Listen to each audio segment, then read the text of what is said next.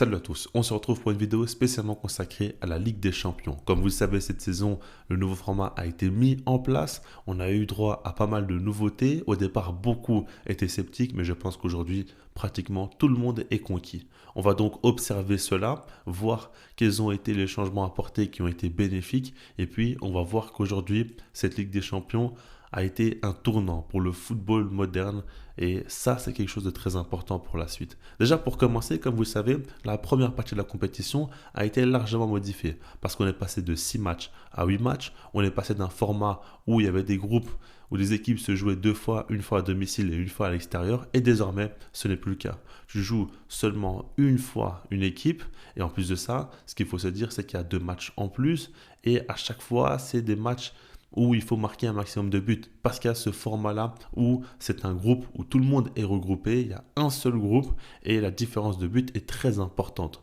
Donc ça fait déjà que l'enjeu est différent. Tu ne dois pas assurer des points, tu dois assurer des buts et là, ça change beaucoup de choses. Par rapport à tout ça, on a eu dès le début de la compétition droit à des matchs mémorables. Déjà, on a vu par exemple la victoire de Liverpool face au Real Madrid sous score de 2 buts à 0 à Anfield, qui a été un match marquant. On a eu aussi la victoire du Barça face au Bayern Munich sous score de 4 buts à 1. On a eu la victoire du Real Madrid face à Dortmund sous score de 5 buts à 2, en ayant remonté un score de 2-0 à la mi-temps. On a eu aussi une victoire incroyable du Barça face à Benfica à l'extérieur sous score de 4 buts à 5. Et on a eu aussi une remontada du PSG face à Manchester City au score de 4 buts à 2, alors qu'ils étaient menés au score de 2 buts à la deuxième partie du match. Donc, par rapport à tout ça, on voit bien qu'on a eu droit à des matchs dingues. Et ici, j'en ai sauté énormément, parce qu'il y en a d'autres aussi que j'aurais pu mentionner, évidemment. D'autres matchs, par exemple, on a vu une affiche entre Dortmund et le Barça en phase de ligue qui s'est répétée en quart de finale, pour vous dire que le niveau, quand même, était déjà très élevé au niveau des confrontations au départ, ce qui s'est répété par la suite de la compétition.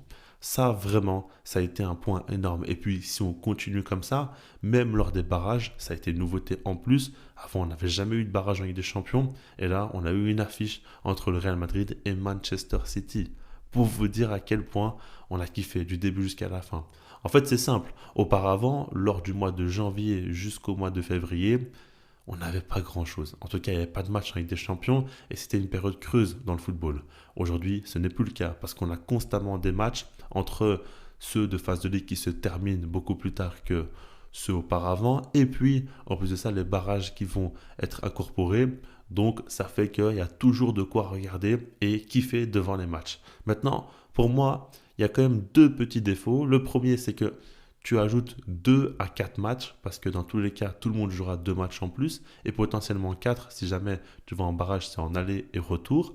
Et en plus de ça, pour moi, le petit défaut, c'est que les gros sont sauvés ou en tout cas ont plus de chances de rester en vie dans cette compétition. Parce que par exemple, on a pu voir le Paris Saint-Germain qui a fini 15e lors de la phase de ligue. Et pourtant, ils ont pu accéder au barrage où cette fois-ci, ils ont pu passer. Mais quand on regarde en soi, on parle ici d'une équipe qui, sur 8 matchs de phase de ligue, en a gagné 4, a réalisé un match nul et en a perdu 3. Et pourtant, malgré ça, ils sont restés en vie dans la compétition. Et pour moi, c'est problématique parce que tu ne sanctionnes pas les équipes qui ne sont pas compétitives dès le début. Alors, d'un côté, on peut voir la chose autrement en se disant qu'au final, Paris a su relever la tête et ils nous apportent tellement de bonnes choses dans leur jeu à l'heure actuelle que personnellement, je suis très content de les voir très loin dans la compétition parce que c'est une équipe qui le mérite et qui montre de très belles choses dans le jeu. Mais d'un autre côté, ils n'auraient pas dû être présents parce qu'en phase de ligue, ils ont été sous-performants. C'est un petit peu un débat qui est assez complexe et personnellement, je trouve quand même que les grosses équipes ont énormément de chances de revenir dans la compétition, même s'ils commencent très mal, alors qu'auparavant, c'était beaucoup plus compliqué de revenir si tu commençais avec plusieurs résultats négatifs, ce qui n'a pas été le cas cette fois-ci. En tout cas, c'est ce que je retiens. Maintenant, de manière globale, évidemment, on a eu droit à un gros spectacle avec tous les matchs que je vous ai mentionnés. Maintenant, si on continue dans cet état d'esprit-là, pour moi, ce qui est intéressant dans cette Ligue des Champions-là, c'est que les équipes avec un plan de jeu abouti sont en train d'aller très loin dans la compétition. Quand on regarde le dernier carré, on parle des équipes comme le Barça, le Paris Saint-Germain, l'Inter et Arsenal. On parle ici des équipes avec un plan de jeu très abouti et qui jouent tout simplement au football. On n'est pas sur une saison où les équipes qui défendent en bloc bas et jouent constamment en contre-attaque sont récompensées. Ça a été le cas aussi en phase de ligue. Quand on regarde le top 4, ici, on voit qu'il y a Liverpool, le Barça, Arsenal et l'Inter Milan. C'est 4 équipes très joueuses, dont 3 qui sont encore en lice dans cette compétition. Tout cela montre bien à quel point ces équipes qui jouent véritablement au football, qui proposent dans la production plus que la moyenne, sont récompensées. Et ça, vraiment, c'est quelque chose personnellement qui me fait plaisir. Et puis, je parle de mon côté, donc subjectif, mais de manière globale, c'est sûr qu'en tant que spectateur, on est toujours plus conquis quand on voit un match où il y a plus de buts, où il y a plus d'actions et il y a plus de mouvements qu'un match où c'est beaucoup plus fermé et où on voit de l'attaque-défense. Donc par rapport à ça, forcément que ça fait qu'on apprécie énormément et cette saison est embellie par cela. Ce qui accentue encore davantage cela, c'est les joueurs qui commencent à prendre une autre envergure. Comme on le sait, avec l'ère Messi et Ronaldo, on a eu une longue période où aucun autre joueur a su exister à côté, ou en tout cas se révéler, même après que ces deux joueurs-là aient quitté l'Europe. À chaque fois, on continue à parler d'eux et on continue à comparer n'importe quel joueur à eux. Et donc, à ce moment-là, on est déçu. Forcément, tu compares le rendement d'un joueur à Messi ou à Ronaldo, tu es très rapidement déçu. Et par rapport à ça, aujourd'hui, le temps commence à passer et je pense que la plupart des gens commencent à s'y faire.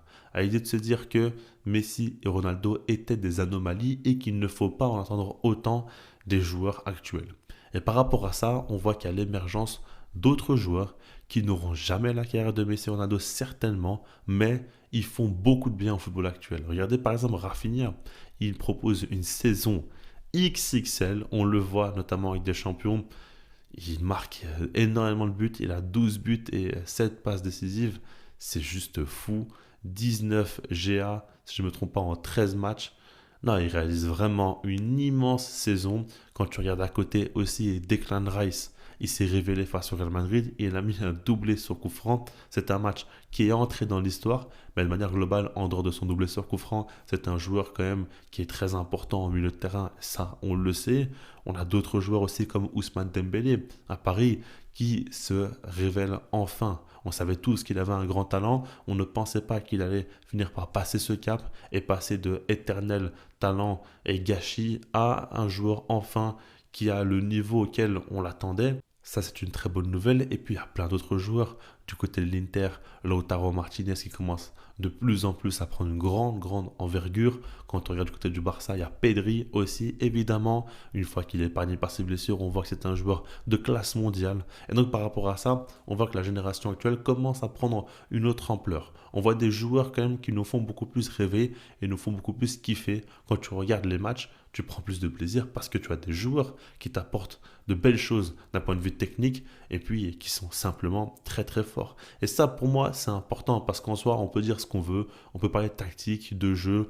Il faut toujours quand même se référer aux joueurs parce que quoi qu'on en dise, c'est les joueurs qui interprètent le système des coachs. Et ça fait toujours plaisir quand tu vois des joueurs qui arrivent à s'émanciper et à faire de fortes différences individuelles. Un petit peu à l'instar de Bukayo Saka face au Real Madrid. On sait qu'Arsenal est une équipe qui maîtrise très bien le football défensif, le jeu de position. On sait que c'est une équipe très équilibrée et tout est calculé. Ok, mais Bukayo Saka en un contre un, il sait faire des différences et il sait nous régaler sur un terrain de football. Donc, ça aussi, ça fait qu'on prend plus de plaisir. En tout cas, personnellement, je trouve que c'est une saison mémorable où on a vu des matchs spectaculaires. On voit des équipes qui commencent aussi à trouver une nouvelle dynamique. Moi, je pense vraiment qu'il faut surveiller de près, par exemple, le Paris Saint-Germain de Luis Enrique, avec beaucoup de jeunes joueurs. Peut-être qu'avec le temps, ils vont finir enfin par une Ligue des Champions. Peut-être même cette saison, je ne sais pas. Mais en tout cas, ils sont vraiment sur la bonne voie cette fois-ci. Quand tu regardes le Barça de Hansi Flick, ça a de la gueule, vraiment. Et le Barça sort enfin de sa crise. C'est un grand club qui relève la tête. Quand tu as l'Inter Milan de Simone Inzaghi, c'est plus que jamais sérieux. Arsenal avec Mikel Arteta, malgré les absents, les blessés, ils arrivent quand même à aller dans le dernier carré. La saison passée, c'était quart de finale. Cette saison, c'est déjà demi-finale. Et puis, quand on regarde à côté, il y a d'autres équipes aussi qui sont intéressantes à suivre et dont on va regarder aussi de très près. Mais par rapport à tout ça, c'est une bonne chose d'un point de vue coach, d'un point de vue collectif et d'un point de vue individualité. On a tout ce qu'il nous faut pour nous régaler devant les matchs de Ligue des Champions et ça redevient de plus en plus un événement à chaque fois, tous les mardis et les mercredis soirs. Et ça a le don de nous faire très plaisir. Voilà, par rapport à tout ça, dites-moi vous comme ça dans les commentaires, quel est votre avis? Puis sinon moi je vous dis peace.